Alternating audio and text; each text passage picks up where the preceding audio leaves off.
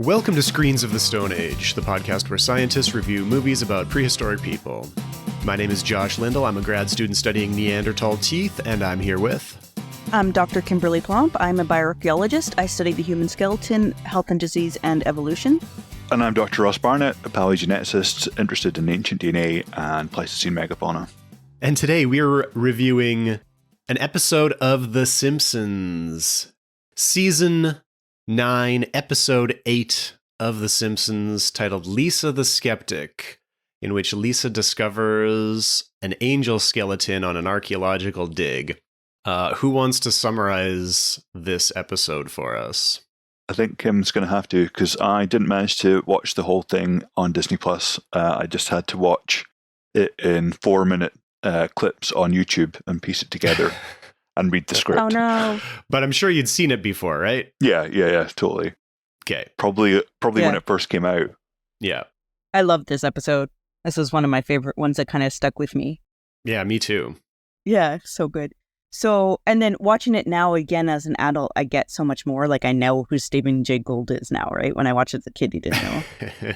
So anyways, there's this mall that's getting built in Springfield. And so they're starting construction on a site that is known as Sabre Hill, I think, where there was fossils found. Sabretooth Meadow. Sabretooth Meadow. So Lisa's upset that they are doing construction without doing proper excavations to see if there is like an archaeological or paleontological assessment of the area to see if there are other fossils there. And then it kind of starts out with already kind of being funny where she's really upset about this and wants them to pull over so that they can complain, but then the entire family just doesn't want to. They're not into it. And so it kind of sets her out as being the nerd again. And finally, she goes to the people in charge of the construction and asks them if she can have permission to do an excavation to check to make sure that there's no fossils that they're destroying. And the two guys, the men are in charge, are like, you know what, this could be really good publicity. Maybe we should let her do an excavation. And so the students at Springfield Elementary, there's a, this is so exactly what it would have been like too, like an announcement. Principal Skinner makes an announcement. He's like, for all the honor roll students, you know, you get to go and participate in an archaeological dig. And they all like, yay!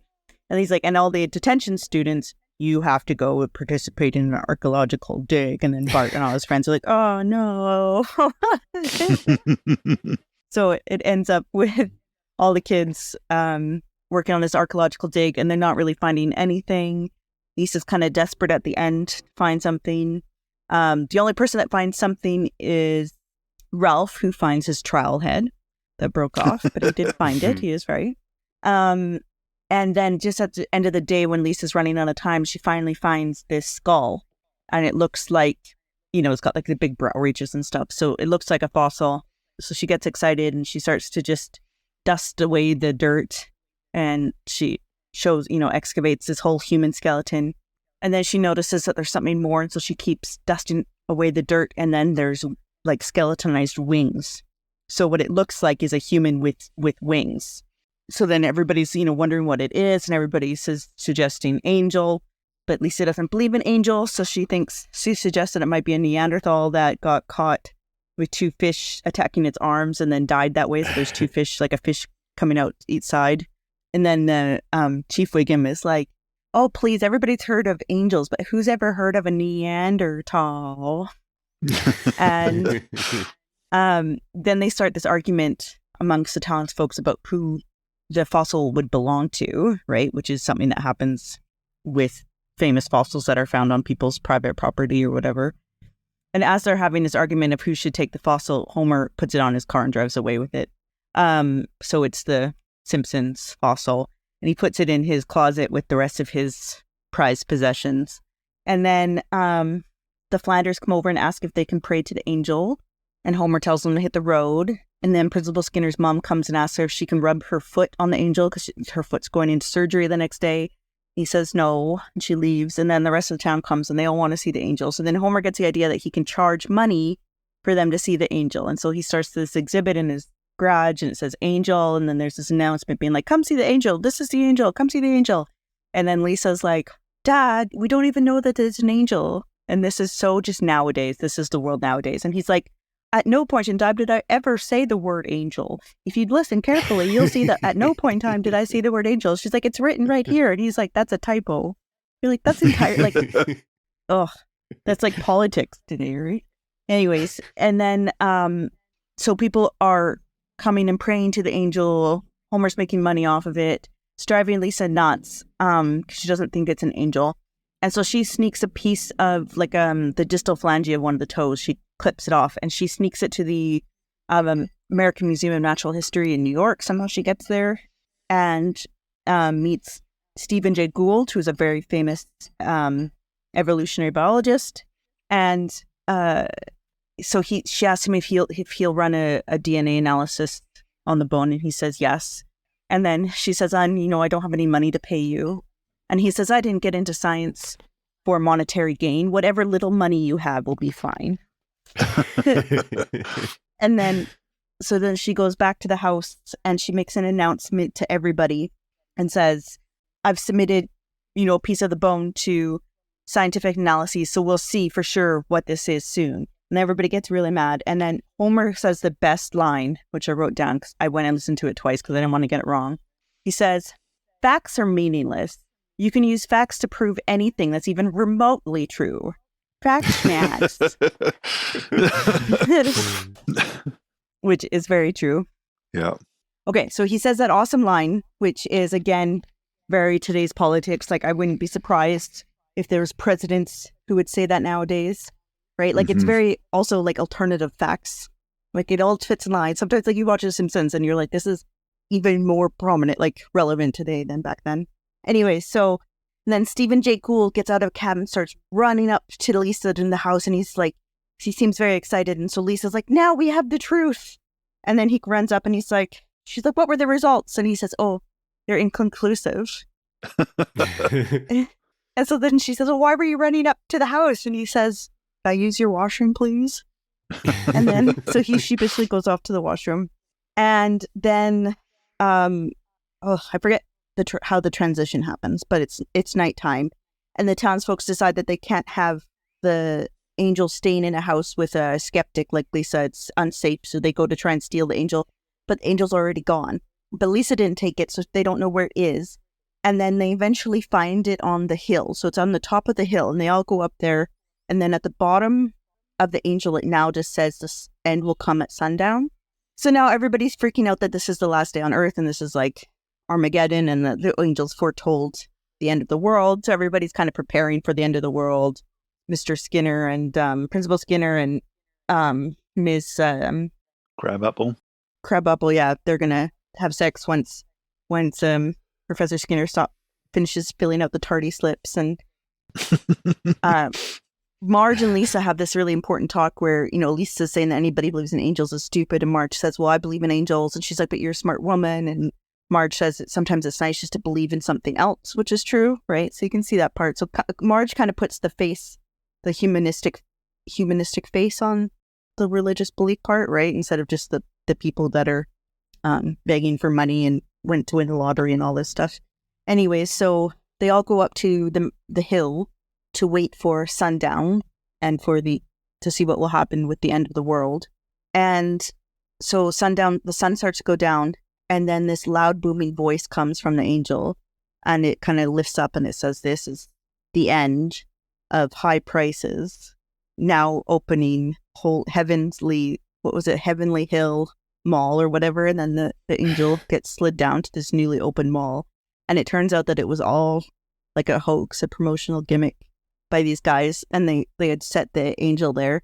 And then the main thing was that, that Lisa was skeptic the entire time, but then was starting to get kind of scared. And, like when the voice boomed, that she held Marge's hand tighter. And I don't know, I think Lisa gets a lot, like, yes, she's a skeptic, and yes, she's also 8 years old, right? Like, geez, anybody's going to be scared in that situation. Also, the point of being a skeptic is you don't believe things on faith, but you don't have to have faith to believe in a real angel that's now floating in the air and talking in a booming voice. Yeah, so you see that evidence and you start to change your mind. That's not being a skeptic. That's starting to accept the data that you see. That's still being a skeptic. Yeah. Yeah, and being a skeptic doesn't mean that you're not going to get tricked. Yeah. No, exactly. Like the Piltdown Man, right? Yeah. Anyway, it's such a good episode. And then now that I know who Stephen Jay Gould is, it's even better. I remember, so my little sister, when we were planning, we went up to Burgess Shale, which is a Precambrian fossil site, one of the best in the world in the Rocky Mountains. And so my little sister was coming with me. And so I was reading Stephen Jay Gould's book, Burgess Shale, like in anticipation. And I guess I talked to her, I mentioned him a lot, like in the trip coming up to Burgess Shale. And I guess I probably mentioned him quite a bit, like over the years. And so my sister was so funny. She was like, well, you should ask your friend Stephen if he thinks this or that. And I'm like, what are you talking about? And she's like, your friend Stephen. And I was like, I don't have a friend Stephen. She's like, yeah, your friend Stephen. She's like, what's his name? Stephen J something? I'm like, Stephen Jay Gould? And she's like, yeah, that guy. You're always talking about him. And I was like, yeah, I wish.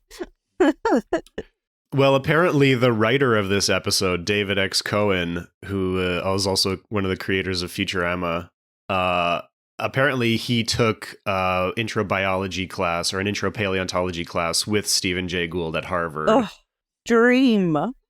Which I guess is why how they got him on the episode. And he was known to have like a good sense of humor and stuff. Also, just being The Simpsons, I'm sure Stephen Jay Gould doesn't remember every undergrad student that he's ever had in his class. There's probably 500 people in that intro class. No, but who's going to say no to having a cameo on The Simpsons? Okay, so can we start off by nitpicking factual inaccuracies in this episode? Do we have enough to go on for something like that? Well, they wouldn't let kids run an archaeological dig without an archaeologist. Hopefully. Yeah. They pronounce Neanderthal wrong, I think. Or at least Chief Wiggum does. Yeah, they do. They do pronounce it Neanderthal. Neanderthal. We've talked about this before. We have said that there is not a single correct way to spell it, but there is a correct way to pronounce it. Is that what we've settled on before? I think so, yeah. The correct way is Neanderthal, right? Yeah. Mm-hmm. Yeah. That's a pretty basic one. We have, like you said, it's hard to criticize because everything is being run by an 8-year-old, so yeah, we can't necessarily blame her if she gets it wrong. But also, Lisa's and supposed to be... And it's a cartoon. We can't really blame her if she doesn't know everything perfectly well, but we have the sort of general time confusion because we have all kinds of different... We have Sabretooth Meadows. She's speculating about if they're going to find a Tyrannosaurus.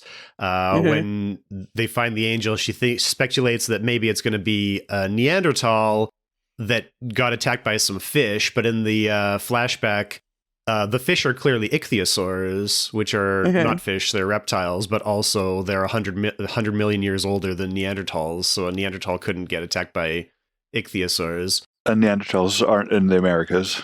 Neanderthals aren't in the Americas, so we have the general time confusion and geography confusion that we always have.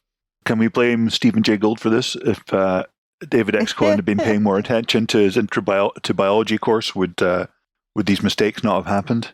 Well, another thing I read is that in one of the initial conceptions of this, Lisa found a missing link, and it was a pretty straight up Scopes trial. I think, Kim, you didn't mention the fact that they take Lisa to court for destroying the angel with no evidence, and the judge says that in the broader sense, this will finally settle the debate of science versus religion. So they're clearly doing a little bit of a reference to the Scopes trial, but in an early conception left of the trial. My recap page will miss that part. In an early conception of the script, they were going to find a missing link, and then they were going to have a science versus religion Scopes trial, kind of straightforward episode. Which he kind of did in the Futurama episode. Amen. A Clockwork Origin. Yeah. I like this one with it being a gimmick with the mall. I thought it was cute, and the angel. Yeah, I think the episode worked out really well because you get the science versus religion, but then you get the subversion of the whole thing with the late stage capitalism as well, right? Yeah, you also get kind of questions of belief and faith and when it's warranted and when it's not, and what it means personally to people, and how you can be a skeptic, but it might not win you very many friends. Yeah, and I think Marge is generally what she tries to do with Lisa. Probably my mom had the same battle. Was you don't have to believe in all this stuff, but just don't be a jerk about it to the people. do, right? Yeah. We could also talk about how, the idea of planting a fake fossil is something that has a long history in Totally. not just American culture, but culture as a whole. I think they're very much referencing the story of the Cardiff Giant in this episode, which is pretty cool. I don't think we've told that story. Have we? No, I don't think so. You should say it. So Cardiff Giant, I've just sort of checked myself on this, but it was a guy American guy, I think his name is Hall, who was very interested in the kind of evolution debates that came around after the publication of Origin of Species in 1859. And obviously it met a lot of resistance from the usual suspects, the kind of ecclesiastical authorities and priests and vicars and all the rest of it. And at some point, this guy Hall was in a discussion with some preachers about evolution by natural selection, and essentially got shouted down when he tried to point out that there's obviously nonsensical stuff in the Bible, like in Genesis when it says there were giants on the earth in those days, and so he got kind of a kicking in this discussion, and he said, right, well, I'm going to show them, and used the idea of giants to essentially make a fake giant out of plaster of Paris. And if you can see the image of it, it's fantastic. It's got a very realistic head, a kind of crappy body, and a rather enormous penis, fossilized as well. And so he buried this and had some co-conspirators dig it up, and it was like about 10 feet tall. And I think it eventually got sold to P.T. Barnum, the guy of the kind of circus entrepreneur. And, they were absolutely coining it in, having people come to see this real fossilized 10-foot giant, but it was all fake. And even after Hall came forward and said, look, I made this up just to show how gullible people can be, people believe it still. Like you'll find kind of creationist sources citing it as a real fossil that's been kind of hushed up by the man. So yeah, in terms of hoaxing, it was hugely successful, and it's pretty much the same kind of story as Lisa the Skeptic, except in this case it's a giant rather than an angel. One little correction, I believe he wouldn't sell it to P.T. Barnum, so P.T. Barnum just made his own. Oh, right. Yeah, that tracks. Apparently it's still on display too. Where is it on display? So P.T. Barnum's on display at Marvin's Marvelous Mechanical Museum in Farmington Hills, Michigan. I don't know where the original. It says both it and the unauthorized copy by P.T. Barnum are still displayed. It says where P.T. Barnum's is, but it doesn't say where the original is. I used to always get, when my grandma was alive, emails from her, like, those pictures of like an archaeologist and then the giant Photoshop skull. And she was always like, is this real? And I'm like, never real. Grandmas are just like that, aren't they? Yeah, you know what? I'm marking papers right now, and I feel like we're getting into a whole new era of media literacy and misinformation, because I have not marked a paper this term that didn't use AI in some way, and they're not using it maliciously to cheat. They're not just writing their papers with ChatGPT, but they're using it for formatting references, it seems, and it's hallucinating, and so their reference list includes references that don't exist. And so I've been meeting with so many students and trying to figure out what's happening in their writing process. And in some cases, they're using the Google AI overview as their actual source. Yeah. And it's getting really bad. And we're going to get to a place, like, because if people don't even understand that the Google AI overview is wrong, like just last week, it told me that the difference between the way Canadian English and American English spells the word caliber is the number of L's. And in the process of telling me that, it spelled it CALIBER and CALIBRE. So, I mean, it's so blatantly obvious that it just doesn't know anything. And yet these first year students don't know that it doesn't know anything, and they're using it to get real information. And if university students are doing this, the average person, kids who aren't learning about this stuff in high school, and boomers who learned how to write an academic paper back in the 70s or 80s when it was actually difficult to go to university, but who don't have the literacy to understand the new stuff coming out. We're just at a stage where misinformation is going to get so hard to correct right now. Yeah, it's really scary. Yes. I really dislike AI because it's essentially, it's you're outsourcing your thought process. I mean, all it is trying to remove. I mean, it's like newspeak almost. It's like I can't be bothered trying to assimilate these facts and producing an output based on what I've read from reputable sources. I'll just get this LLM to kind of mush everything together and throw it at the wall and see what sticks. And often it's just complete bullshit. And the people that are using it don't have the kind of critical faculties to recognize, like you say, they don't recognize that it's absolute horse wash or whatever. And so, it kind of keeps feeding on itself. Like if they're writing these essays and then publishing them or sort of submitting them through online portals, then that just becomes further fodder for the LLMs, and then you kind of end up with it eating itself and just getting pure verbal diarrhea coming out. It's quite worrying. I don't know what we're going to do about it. I mean, we obviously have to increase the ability for critical thinking, but I mean, that's what we try and do anyways, right? Mm. So I don't know what to do beyond what we're doing. Back to slate and chalk, I think. Yeah. Well, we have another example in this episode of people getting duped in the beginning before we get to Sabretooth Meadows, and I think you missed this part in your review, Kim, but the episode starts off with the family driving to pick up a boat that Homer has apparently won, which is being given away at the police station, and when he goes inside, he discovers it's a sting operation to get him to pay his unpaid parking tickets. But did you know that this is based on a real event that actually happened? Really? Yeah. I think the police still do it. Like they kind of send out, bogus lottery winning letters to people so they can turn up. Mm-hmm.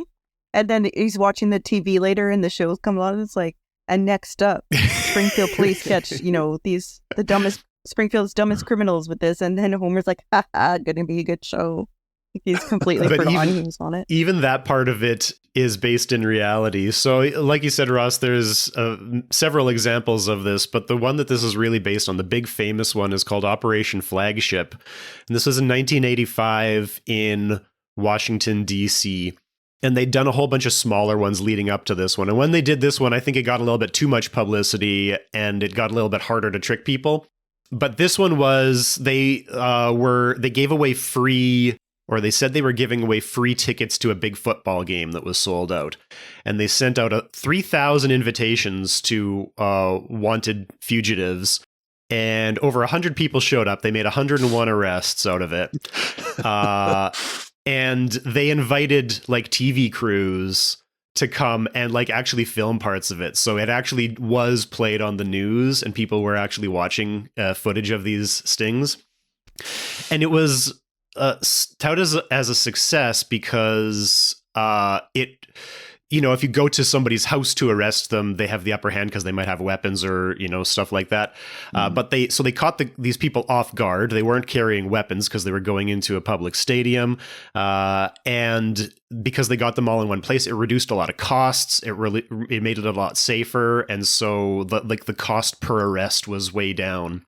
But I listened to something about this. It might have been a Stuff You Should Know podcast episode about it, where apparently there's some problems that happen with it that don't really get addressed. Like, for example, some of the fugitives, like Homer, were just there for like unpaid parking tickets or something like that. And in a lot of cases, there was like real police brutality, which is what Snake is calling out in the episode of The Simpsons here. So apparently it wasn't the perfect, flawless execution that everyone says, but apparently, maybe some people who really weren't such tough, hardened criminals maybe had some negative experience out of it that was disproportional to their actual crimes. Well, yeah, but I mean, like you say, it's some pretty good out of the box thinking. Why spend all that petrol money going to 101 suspects' houses when you can get them to come to your police station and just move them straight into the cells? Some good lateral thinking. And you know what? They probably could have been more successful if they didn't feel the need to put clues everywhere to try and tip the criminals off. The team that was in charge of this whole thing was called the Fugitive Investigative Strike Team, or FIST, and the tickets were supposed to be given away by a TV production company or a TV channel, which was called Flagship International Sports Television, which is also FIST. And so I suppose if anybody had heard of FIST, the Fugitive Investigative Strike Team, they might have put that together. Also, having never heard of the TV channel FIST, in 1985, there weren't that many channels. So, I mean, you'd think you would have heard of the FIST channel. And so people received an invitation in the mail, and the invitation was signed by I. Michael Detnaw. Detnaw is wanted backwards. And when they got on the phone with them, they were put in touch with Marcus Cran. Cran is narc backwards. And the hold music on the line was I Fought the Law. Oh, man. So you have to imagine maybe a few people hung up before they got to the end of it, and they could have got a few more arrests out of that. Yeah. I guess, but you got to have fun with your job, right? Yeah. But I mean, it's also, these people went to pick up something, but obviously they never entered any competition because there was no competition. So you have to, I mean, it's like the saying, you can't cheat an honest person because, if you think, oh, I haven't entered any competitions, but they're wanting to give me something, you think, well, there's been a mistake. I'm not going to go and pick it up. But if you're of a criminal disposition, and you think, oh yeah, it's my lucky day. Some other loser's not getting this prize. I'm going to get it for them. In previous, smaller versions of this sting that they did leading up to this one of the things they did is they called people to say that there was a valuable package waiting for them that couldn't be delivered, so they had to come and pick it up. And that's the scam that I get on my phone once a week, right? Yeah, absolutely. I mean, I wonder if this would only work in the 80s and 90s, right? It wouldn't work now because we're so used to scams that we're anything. I don't know. The scams are scam. so persistent. They must be making money at the scams, or they'd switch to a different scam, right? But I mean, it's all the classics. You've won a prize in the prize draw. I want to give you some money. Yeah. I've got your package that's been unable to be delivered. These are stood the test of time, and it's almost like the poacher turning gamekeeper. That these scams were kind of invented by the police to catch criminals, and now they're being used by criminals to catch their marks. Yeah. Have you seen the Flight of the Conchords where Rhys Darby's character, sends money to the Nigerian prince that just needs a loan? Yeah. And then at the end of there's a Nigerian prince there, and he was like, I emailed 2 other people. He was the only one that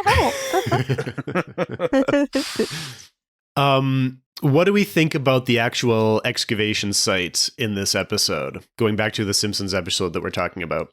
I mean, they were surveying and gridding, and it looked better than most that we've seen in movies, right? Yeah, they had a real grid laid out with string. These trowels and brushes. Mm-hmm. There's no way they would have gotten that much done. I mean, I've never been at one where it's just dirt, you just brush off. You always got to dig. And then you get down to the clay layer and it's pretty hard.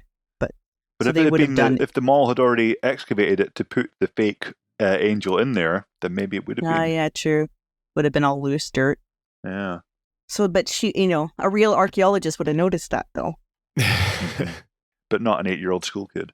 One of the things I was thinking about is they have a grid laid out, but the actual excavation doesn't actually seem to reflect the grid. When you're digging, you dig your profile straight down from the grid, so your hole is a perfect square. But they have a grid laid out, but then they're sort of digging randomly shaped holes within that grid system.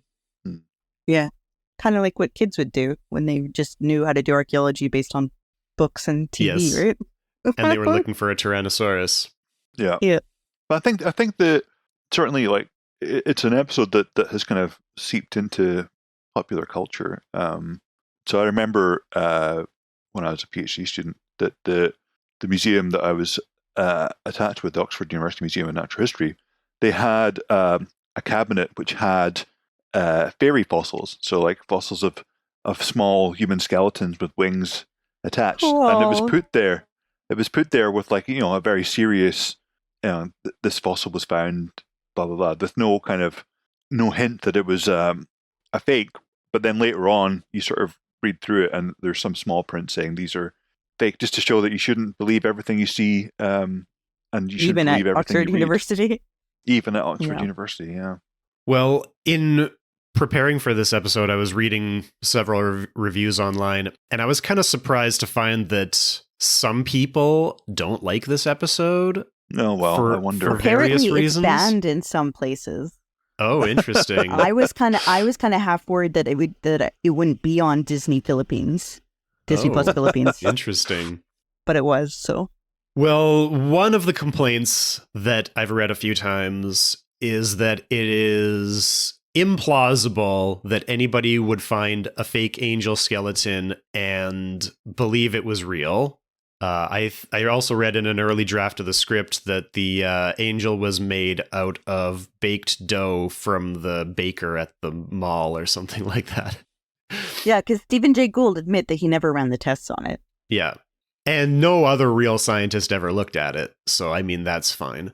Another thing people complain about is that it's implausible that an angel skeleton would ever exist at all because angels aren't living people that can die. Angels live in heaven and therefore are beyond life and death. And so the concept that an angel skeleton could ever actually be found is impossible because an angel can't die because an angel is already a paranormal being of some kind.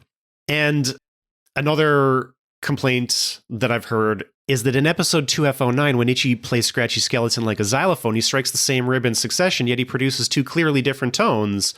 I mean, what are we to believe? This is some sort of a magic xylophone or something? Boy, I really hope somebody got fired for that blunder. That's my... That's my feeling about the idea that an angel skeleton can't be found. Also, because there's precedent for an angel skeleton, the idea of finding an angel skeleton wasn't original to The Simpsons. They were almost certainly inspired by a movie called The Prophecy, which came out 2 years before this episode with Christopher Walken, which does feature an angel skeleton found in the desert, which looks pretty much exactly the same as this episode. And I haven't seen The Prophecy. I'm pretty sure I listened to How Did This Get Made podcast episode about The Prophecy. Mm-hmm. Have either of you seen it? Something about No. a war in heaven and there's angels and stuff. No. Not something that I would have put on my to-watch list, I have No. to say. In Supernatural, angels take like possession of a human body that's their and then when they die, the human body dies, and then there's like an outline, like a burnt outline of their wings. Okay. But I think as well, what this kind of what's interesting is that it kind of ties into religious thinking. So quite often we kind of hear the claim that, God is ineffable, and you just have to look around you, that God doesn't give evidence of his own existence, because that would lead to the paradox of, if there's evidence of him, then you don't need faith, but you need faith to be a true believer. And that's fine, okay. But then the second somebody finds the name of God written in seeds in a watermelon, or the face of Jesus on a piece of toast, they're like, look, there's the evidence. There's the evidence of the ineffable God that I just said would not leave any evidence. You unbelievers, how dare you be skeptical of this? And that's exactly the same kind of illogic that people use with things like the Cardiff Giant or the Sabertooth Hill angel. It's like they'll say, oh, you don't need any evidence. It's just all about faith. But then they kind of want the trappings of fact and science because they're not happy with just the faith that they claim is so important. Mic drop. Anyway, that's my rant for this episode. Once again, science falters in the face of overwhelming religious evidence. Yeah, that's why they got a restraining order and must stay 500 meters away from science at all times. And that's pretty similar to Stephen Jay Gould's own kind of thinking. So I've read a lot of his essays, but he talks about this thing called non-overlapping magisteria, that the kind of domains of religion and science are non-overlapping. Science is about the how of the world and how things came to be, and religion is about the why, and that the two should not intrude, which is nice in theory, but in practice it's almost never the case that each keeps to their own, and that works both ways. I mean, there are scientists who have strong faith. Oh, absolutely. But I think, but they keep. There's a choice in compartmentalizing that, right? Yeah, and it's kind like of some of the best scientists. You also have to remember that Darwin himself, like, trained for the priesthood. Mendel, the guy that invented genetics, was a monk. Various heads of the National Science Institute have been, from Jesuit backgrounds with strong religious upbringing. So yeah, it's totally possible. But these are the people that have what I would call a kind of mature and confident faith. They don't need the kind of trappings of evidence for the religious outlook that they have.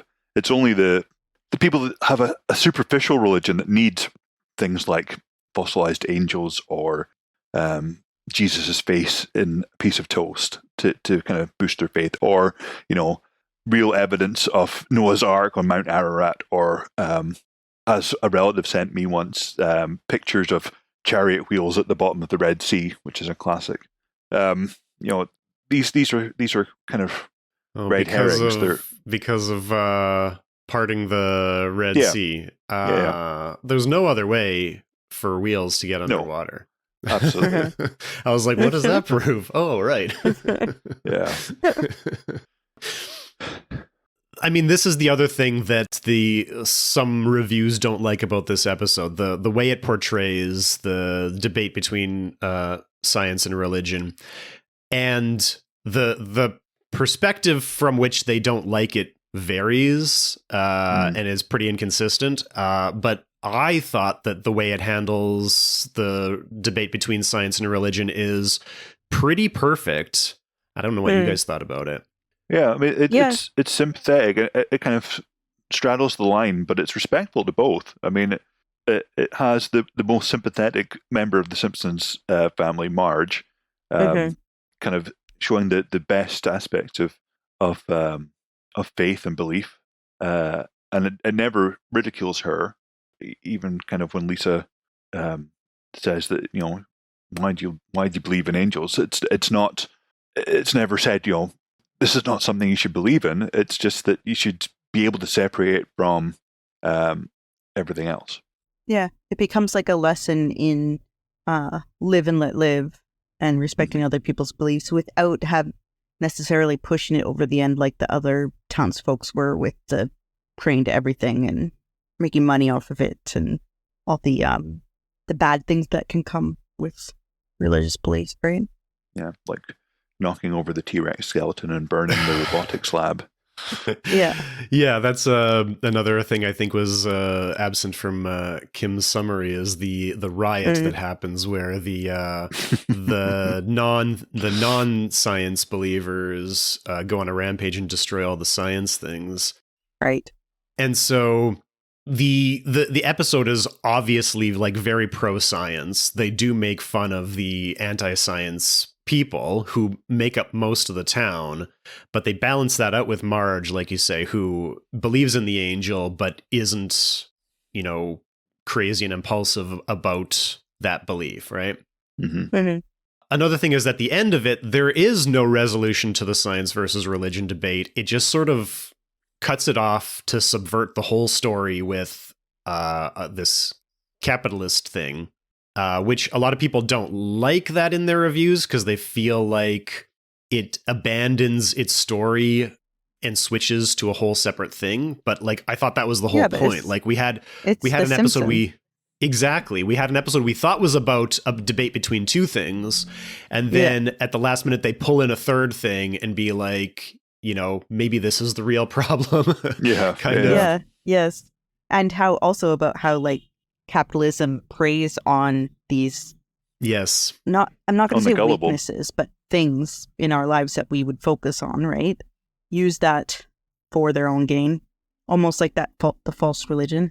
Like there's a certain church here that's like beautiful buildings. It's everywhere. These huge like citadel, like gorgeous buildings, but it's all like a church that's essentially one of those evangelical people, you know. So the people who run the church are flying around in the private jets and stuff, and other, you know, people are giving all of their money to them. But they're starving as well, right? Yeah. I think in Scotland we're quite lucky in that all of our churches are ancient, and so they kind of sucked the money out of the proletariat back in the 18th and 19th centuries, and now we don't need any new churches because we've got shitloads, and now they're turning them into pubs and clubs and stuff. But certainly in the States, like the mega churches, these like stadium-sized temples to Mammon, I would say, run by the worst people imaginable, who fly private jets. Yeah. Not just one, but they need more because they don't want to travel with demons. With their assistant. I think that was one interview I saw with a guy.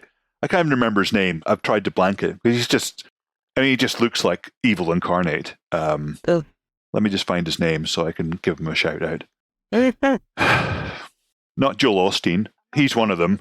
Yeah, he looks evil on his own. I think I know who you're talking about.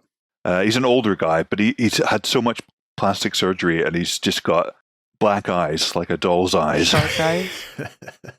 Yeah, that's it. Kenneth Copeland. That's him. That's who I thought you were talking about. What a fucker he is. It wasn't even a second. He wants his followers to help him buy a fourth private jet. I mean, the guy looks like the devil. If you believed in the devil, that's what he would look like. Oh, yeah, that guy. Yeah. Oof. Just creepy as. Yeah. I'm not religious, but to me, a church should be somewhere like, you know, like the center of the community where you know, there's a soup kitchen and where there's knitting class on Sunday, you know, or Saturdays, and there's reading groups, and there's like, it shouldn't be about making someone rich and giving all your money. It should just be about keeping the community healthy and happy and safe. I'm very much with Winston Zedmore from Ghostbusters. I love Jesus' style. Love your neighbor and make everyone welcome, and give up your belongings and administer the poor. That's the way it should be. But the prosperity gospel bullshit, it's just evil. It is, yeah. And I don't think. I mean, I'd like to think it wouldn't fly here. It's only in places where there isn't a social safety net run by the government that's where it kind of gets a foothold. So yeah, I mean, I may be placing too much faith in my fellow countrymen, but it just really rankles me that these people are buying 4 private jets because some poor old woman is sending like 75% of her disability check to these monsters every month.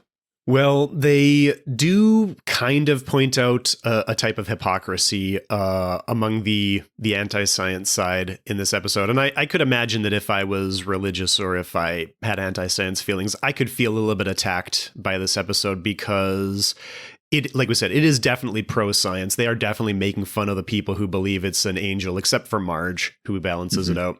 We have some really good quotes from Mo. They're watching, I think, the debate on TV about it, and Mo is watching the TV with some other people, and he says, "Science. What has science ever done for us? TV off." And then later on, when they're rioting, he is smashing a replica of a woolly mammoth. And the tusk breaks off and crushes him. And he says, "Oh, I'm paralyzed. I only hope medical science can save me." Yeah. We also have sort of a glorification of anti-intellectual, anti-science kind of attitude, right? Because Ned Flanders says, science is like a blabbermouth that ruins the movie before it ends. Well, I'd say there's some things we don't want to know. Important things. Yeah. And then the one last thing I wanted to mention is that when they're smashing all of the scientific institutions in town, one of the institutions they're smashing is the Christian Science Reading Room. And of course, Christian Science has nothing to do with science and is entirely a Christian church. And so, again, this is showing to this anti-intellectual attitude where they don't think about it. It says science, it must be science, and then they smash it, but they're smashing their own institution. And so it definitely is lampooning the anti-science, anti-intellectual side much harder than the scientific side in this episode. So I could see thinking it was a little bit unbalanced from that perspective. But I mean, that's hugely relevant today when, almost all of our kind of discussions / arguments are held online. And if you kind of are openly pro-science, or if you're in an academic field and have an online presence, then you will get trolled by religious people who, like creationists in particular. That's just what they like to do. But you have to remember, and this probably even more relevant now than it was when the episode was first aired, is that you're trying to disagree. Like, often creationists are like, well, I don't believe in the science of evolution, I don't believe in natural selection. But they're arguing in that case online, probably on a Mac, which was run by Tim Cook, one of the kind of richest openly gay Apple, CEOs. I'm pretty sure, Tim Apple. Pretty sure his name is Tim Apple. That's it. They're arguing against gay rights on a computer that's run by a gay CEO on a computer which was essentially invented by a gay man in the 1950s, whose name is, oh God, why can I not remember his name?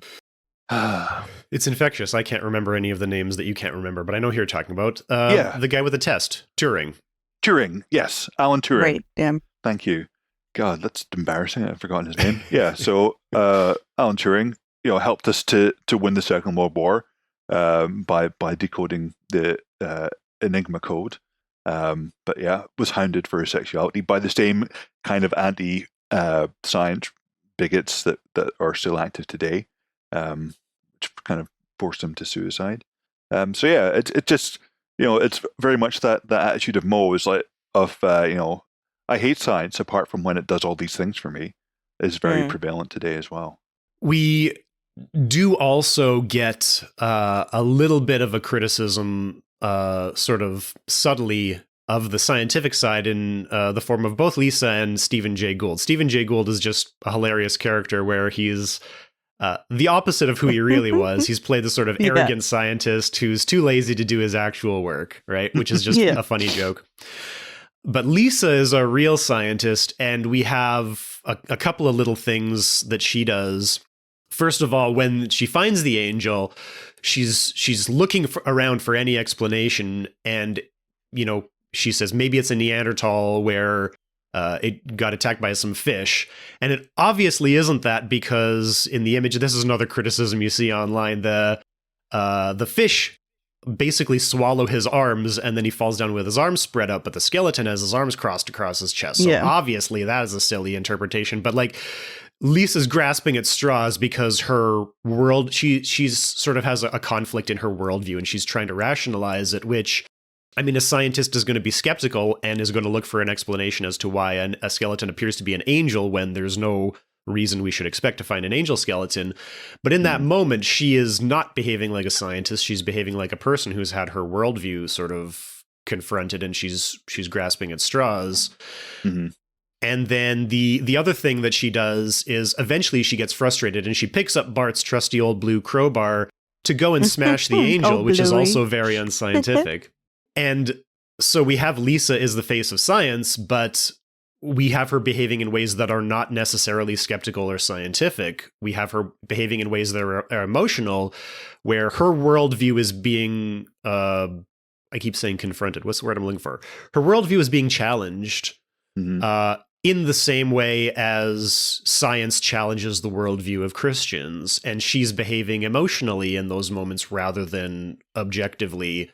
And I think that's pretty important in the episode because it's recognizing that scientists are also people. Mm-hmm. Yeah.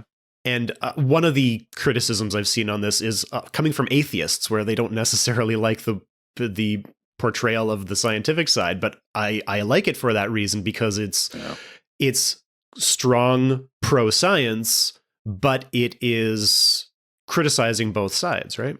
Yeah. Yeah. And it's it's a realistic view. Like, as you say, scientists are human too, and we have our own blind spots and our own psychology that is the same as other people. And yeah, we can fall into magical thinking as easy as the next person. But I think the real benefit of the scientific method is that we're always trying to find where it is that we're being fooled ourselves. Like that's the whole point. We're trying to see where are we getting it wrong. And trying to correct for that. Including sending it out for like peer review to be ripped apart and then published so that everybody can read it, right? Yeah. We want to be wrong. That's it. We're trying to find the ways that we're least wrong. So we want to find out where we're having mistakes. But it might also be interesting to note that even though Lisa's Neanderthal bitten by fish argument is clearly nonsense, there are lots of Paleolithic burials where bird wings have been included in the burial as well, like swan wings and things like that. So that could be another explanation, is if it's just a normal human burial, but with a couple of bird wings included in there as well, that could look like an angel. Oh, well, here's something that we probably should talk about. What do you think about the angel wings? Because I've seen people criticizing the actual bones of the wings, saying that they're not realistic. I've seen them referred to as bat-like wings, but they're definitely not bat-like wings. No, they're kind of like what the people that make Halloween skeletons might imagine wings are. So it looks like they've got bone feathers. Yeah. So they've got the kind of standard radius ulna humerus of a kind of bird. Yeah, I thought that was good. Yeah, that part's fine. But then they have all these kind of what would be the primary feathers in bone, which is weird. And if it was supposed to be a bat, then those would not be single bones. They'd be kind of phalanges, because that's the modifications in bat. So yeah, it's not surprised that it's messed up, since it was made by some shopping mall operators. Yeah, it's also, they're digging in loose soil, but the whole thing is perfectly set into an angel-shaped rock, which should have been a giveaway. Another question I had for you is, when we meet Stephen Jay Gould in his lab in the first place, we see a general sci-fi lab, not sci-fi, I guess, a general academic lab with a bunch of mystery beakers and books, and we have a mounted skeleton and jars with a human heart in one, and a squid in one. But on the chalkboard behind him is a diagram of some sort of animal that is labeled. And knowing Futurama's, the fun that they have in Futurama with chalkboard gags, I was wondering if you knew what this was drawn on the chalkboard, because I couldn't find anybody talking about it. To me, it looked like a Precambrian or Permian, like one of those Permian water things, like a fossil that you find. Didn't look fake. It looks like some sort of segmented water thing. Yeah. Water thing, like not like a trilobite, but one of those like shrimp things from the Anomalocaris or something like that. Yeah. That would be my guess. I mean, looked at a picture. I didn't pause and look to see what it was labeled as. To me, it looked like something that Stephen Jay Gould would be studying. Yeah, and that's why I thought it might be a reference to something particular about Stephen Jay Gould. It has labels on it. First of all, it says 5 millimeters length, and then it has like abbreviations labeled RPA, RAN, RV, T, A, and Q. The RPA and the RAN are pointing to like the feelers on its head. I thought RAN might be right antenna. I couldn't figure out anything else though. I don't know. We'd have to look into his drawings, maybe. Yeah, it's not anything immediately obvious. It looks a little bit trilobite-y, a little bit Anomalocaris, a little bit Opabinia. Maybe a kind of Burgess shale expert could could tell us about that. Maybe it's something he wrote about in Wonderful Life, but I couldn't tell you off the top of my head. I wonder if he chose it. Mm. Yeah, I was surprised that I didn't find anything written about that because, when we do a really popular show like this one that, is 30 years old at this point, usually there's lots of people talking about all the little details in it. Dissecting every scene. But I couldn't find anything written about this one. It might be so over everybody's head. Might be an inside joke that Stephen Jay Gould had with somebody or something. Probably with David X. Cohen. Maybe it was just literally something that was on the chalkboard in that class. Well, way back in one of our earliest episodes, we did Futurama, and we did 4 episodes of Futurama in one episode. And we could have found more Simpsons episodes to do a compilation, but I guess it worked out well because we had enough to say about this episode. There's way more episodes of The Simpsons than I have not been watching because it took a nosedive around season 20 or something like that. Apparently it's not so bad anymore, but maybe there are more caveman episodes that we could do. The other episode that's more about history rather than archaeology is also a Lisa heavy episode, Lisa the Iconoclast, with another, we can't remember names today. The Canadian actor who's the father of the other Canadian actor who was in 24, Donald Sutherland. Oh, right. We have him as the historian at the small local museum in that episode, and it's the one where Lisa discovers the true secret about the town's founder, Jebediah Springfield, that he was actually a bloodthirsty pirate. Right. Yep. Yep. I remember that one. Those are all peak Simpsons, these ones. Yeah. There's a reference to that episode in this one in Homer's safe deposit closet. There's a whole bunch of stuff from previous episodes, and one of them is his tricorn hat and his town crier bell from when he was the town crier in that episode. Yeah. Yeah, I'd like to do more Simpsons. Yeah, I don't think I've seen anything past like season 26 or something like that.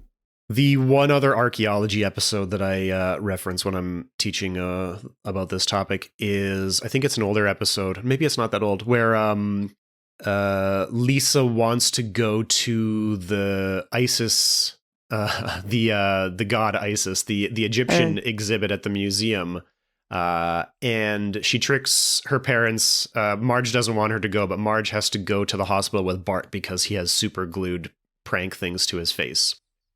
Right. And she tricks Homer into letting her take a bus by telling her that she could take a limousine, but that would be really expensive. And then she gets lost, and Homer has to come and rescue her. And in the end, they break into the museum at night, and they look at the Egyptian exhibit there, and they discover some secret about the orb of Isis by accidentally breaking it. And it turns out that it's a music box. Oh. So there's one that's called The Monkey Suit.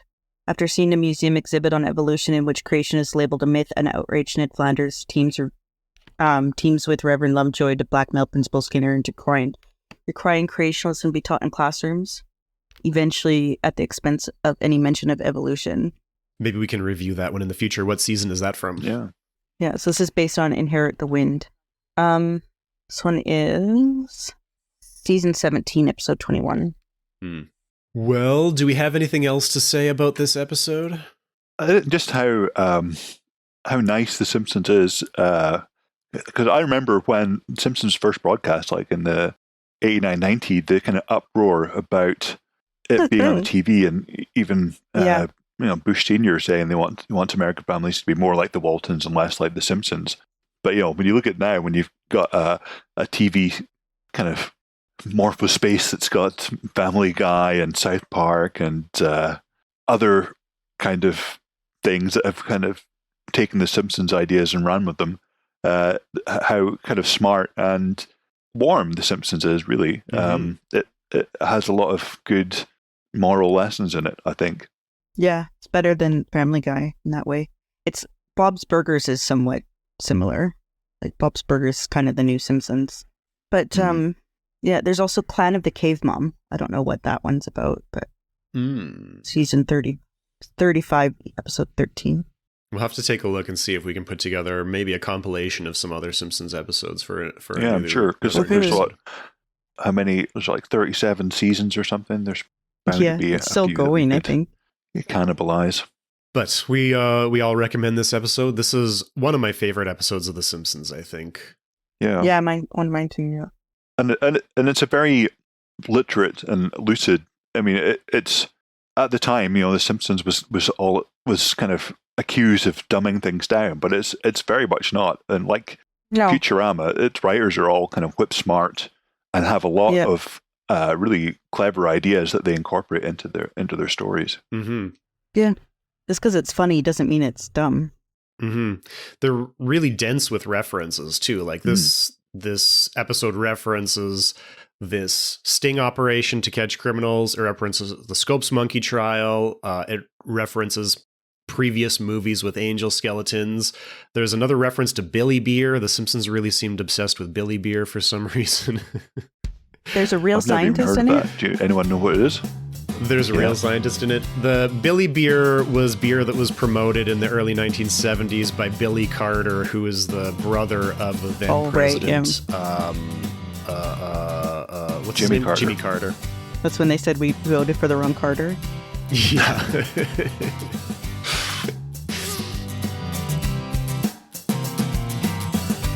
Do you have questions, comments, or movie requests? We want to hear from you. Find us on Blue Sky and Facebook at SOTSA Podcast. Send us an email to screensofthestoneage@gmail.com or visit our website at screensofthestoneage.com.